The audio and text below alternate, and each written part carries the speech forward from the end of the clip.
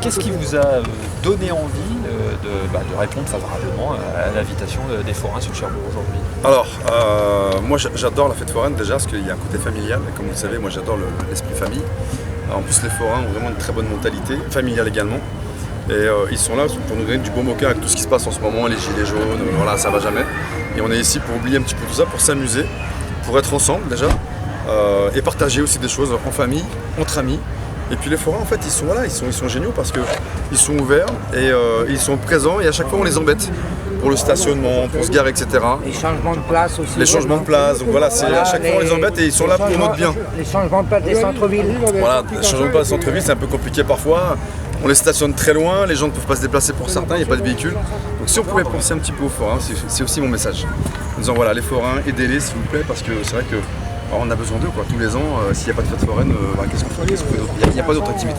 Vous aimez justement aller au contact de votre public sur ces espaces de détente? Absolument. Et je crois que je suis attendu. En plus là, j'ai vu des photos déjà diffusées sur internet. Donc j'aime bien être au contact effectivement de mon public. Parce que si on existe aussi grâce à eux, ça ne faut pas l'oublier. Et c'est une façon de les remercier.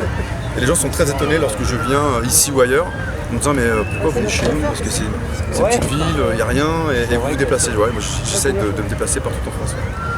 Qu'est-ce que ça a changé pour vous? C'est vrai qu'aujourd'hui il y a votre public, donc c'est les gens qui vous ont vu dans différentes émissions, notamment Le Grand Frère. Donc, tout à fait. Qu'est-ce que ça a changé justement d'avoir pris en main cette émission il y a quelques années maintenant? Ça a tout bouleversé dans ma vie en fait. Aujourd'hui je ne peux plus me promener, je dirais de façon anonyme. C'est surtout ça qui a changé. Et ensuite je fais mon travail comme j'ai toujours fait jusqu'à maintenant. Sur la télé je le faisais déjà auparavant. Et maintenant je le fais à travers la télévision. Et surtout c'est que j'essaie de donner des conseils à travers cette émission. Et pas mal de gens m'écrivent, me répondent, me remercient. Parce que certains conseils ont été mis en application dans leur propre famille, ça a fonctionné. Et c'est ça l'idée de cette émission en fait. Donc voilà, donc pour l'instant on s'est un petit peu calmé. Donc vous voyez qu'il n'y a que des rediffs sur Énergie. Et là on est en train de travailler sur des nouveaux projets. Toujours dans le même style, parce qu'il y avait eu aussi... On est parti en Mongolie il n'y a pas très longtemps, c'est ça? Il y avait eu une autre émission. Il y a Association Famille Rationnelle, il y a eu Un boulot pour une ado, il y a eu Pascal le grand frère, il y a le retour du grand frère donc sur la télé, il y a Pascal au bout du monde. Donc en fait on a décliné le Pascal quoi, c'est un peu ça. Donc il y a peut-être d'autres Pascal, qui sait. Qu'est-ce que les gens vous disent quand ils vous rencontrent? Alors c'est vrai que l'émission tournait sur des difficultés de famille, d'ados, parfois c'était dangereux, il fallait avoir un certain calme, être posé justement pour régler cette situation. Est-ce que les gens justement vous rappellent justement toutes ces anecdotes qu'ils ont pu voir au cours des différentes émissions? La question première en fait qui revient chaque fois, étonnamment, on me demande si tout est vrai. Et ce qui est incroyable, c'est que depuis 15 ans maintenant, je fais cette émission, on pose toujours la même question. Et je dis toujours aux gens, moi je fais mon travail honnêtement. Si ça avait été faussé, je l'aurais dit à la presse, parce que je viens de dire les choses. Et malheureusement, tout est vrai. Tout ce qu'on voit, c'est des vraies familles avec de vraies difficultés. Et je trouve ça dommage de penser l'inverse, de penser que ce serait des fakes. Alors pas du tout. On a affaire à des familles vraiment en grande difficulté pour certains. Pour d'autres, c'est un petit peu plus facile. Mais je me dis que la misère française existe. Et malheureusement, on est obligé aujourd'hui de faire appel à un éducateur, de passer à la télévision pour montrer un petit peu de problématique à la télévision. C'est courageux, c'est très courageux. Mais voilà, tout est vrai, malheureusement tout est vrai. Malheureusement. Vous donnez toujours des conseils. J'ai vu que vous aviez créé une salle de sport il y a peut-être un an ou deux. Ça fait 2 ans. 2 ans, le QG Training d'ailleurs. On va essayer de développer qu'on l'associer, ce qu'on voudrait en faire un petit peu partout en France. Et on développe un côté familial sportif. C'est-à-dire qu'on prend les enfants à partir de 8 ans, ce qui est rare dans une salle de fitness. Et ensuite, l'âge maxi, c'est à partir du moment où on peut continuer de bouger. On accepte les gens. On a aussi créé des cours pour les handicapés. Parce qu'il faut aussi penser à eux. Ils ont le droit de faire du sport. Donc dans ma salle, tous les samedis matins, il y a du sport handicap avec un éducateur spécialisé. Et le reste, c'est surtout faire du bien-être, perdre du poids. Comme vous le savez, aujourd'hui en France, on mange très mal, ou on mange plutôt très très bien.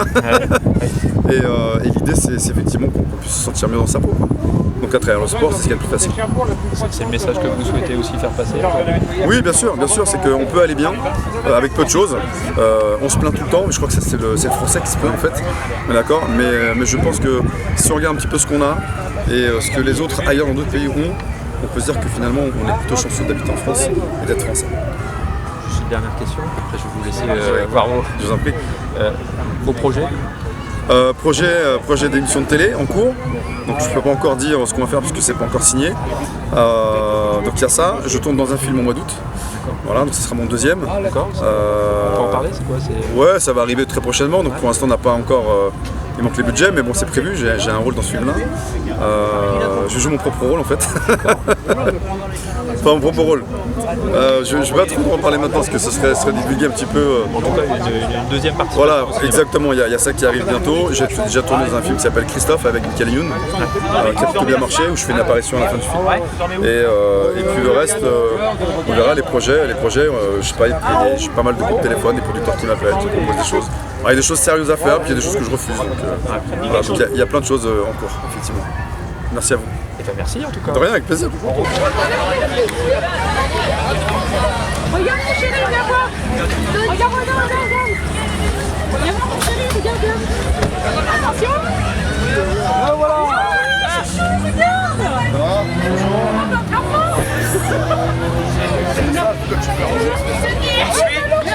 Ça va?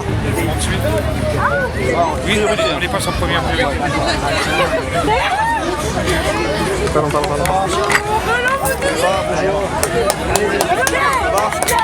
Ça va bien?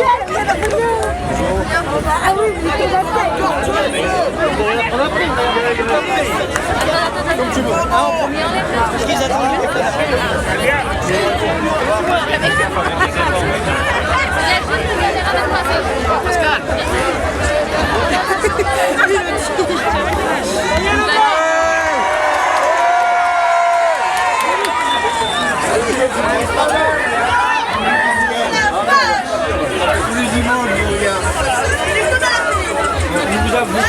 C'est bien.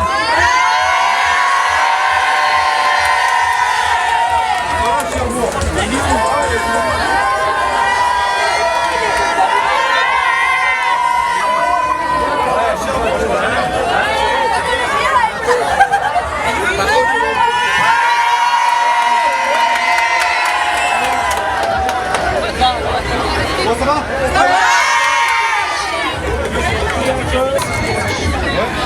Allez, on regarde par là.